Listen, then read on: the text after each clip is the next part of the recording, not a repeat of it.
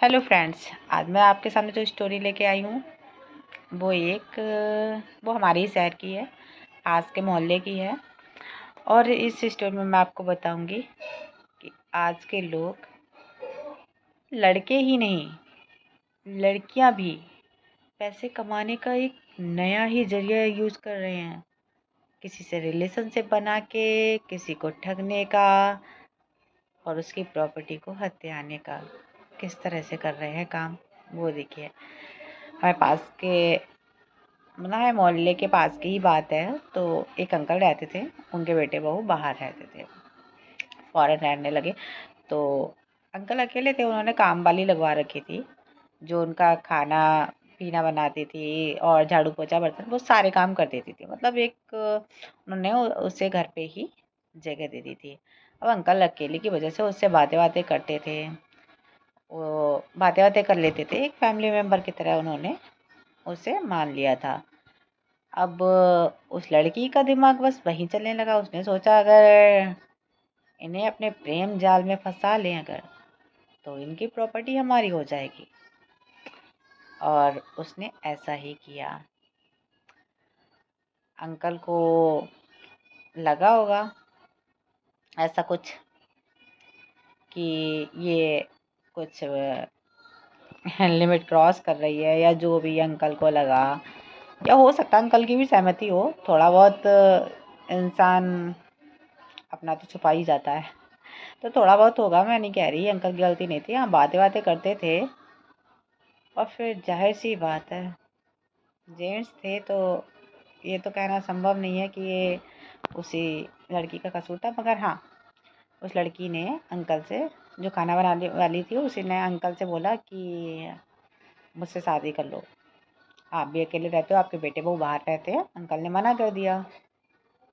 फिर उसने क्या किया, अपने अपने कपड़े अपने फाड़ के अंकल को फंसा दिया। क्योंकि वहाँ के पास जो रहने वाले थे वो सभी लोग कह रहे थे कि अंकल का नेचर ऐसा नहीं था, अंकल इस टाइप के इंसान नहीं थे। तो थोड़ा बहुत तो आसपास के लोगों को पता चल ही जाता है कि सामने वाले इंसान का नेचर कैसा है। अब अंकल ने क्या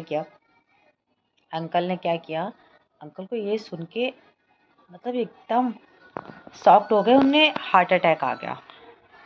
सारे सब लोग डॉक्टर के पास लेके गए। ठीक थोड़ा सा वो उभर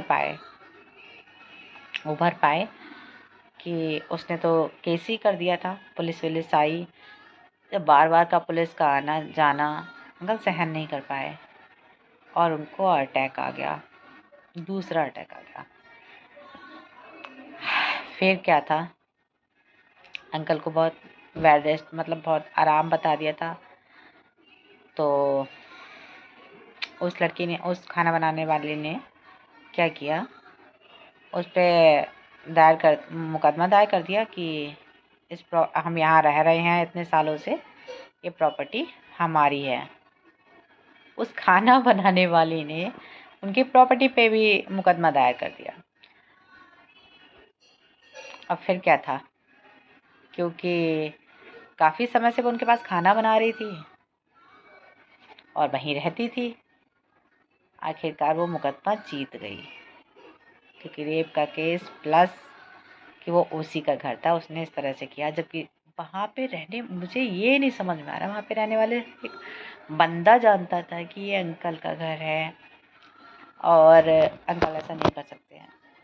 अगर वही बात है, केस में वो जीत गई और अंकल को तीसरा भी अटैक आ गया और अंकल एक्सपायर हो गए।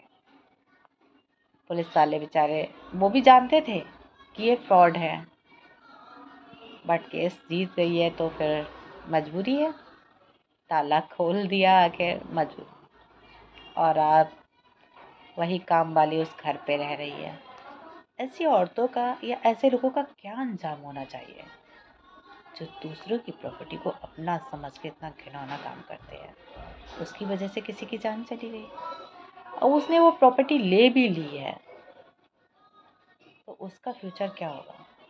और भगवान अगर बोलते हैं, भगवान बोलते हैं कि कर्मा इज बैक, कर्मा वापस होता है, तो उसका कर्म कब वापस होगा। और ये गलत करने वालों की जीत होती ही क्यों है, मुझे ये नहीं समझ आता। मुझे ये बात बहुत ज़्यादा हर्ट करती है।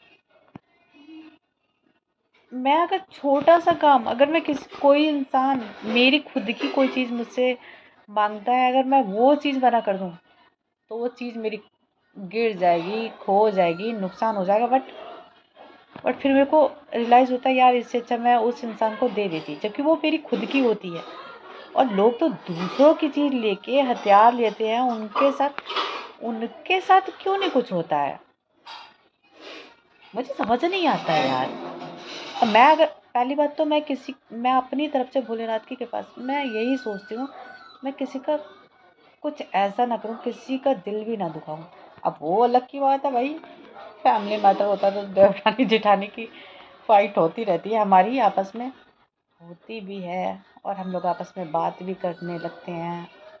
इसीलिए तो मैं चाहती हूँ ये चैनल किसी को ना पता चले, और मेरे घर वालों को खास तौर से ना, कि मेरी जेठानी देख लिया तो ज़िंदगी भर के लिए लड़ाई हो जाएगी। और इसीलिए मैं इस चैनल को सिर्फ अपने तक ही सीमित रखती हूँ। चलो मेरी स्टोरी सुन लेते हैं, मुझे अच्छा लगता है। Thank you. और इससे ज़्यादा मैं क्या ही बोलूँ। बाय, मिलते हैं नेक्स्ट स्टोरी में।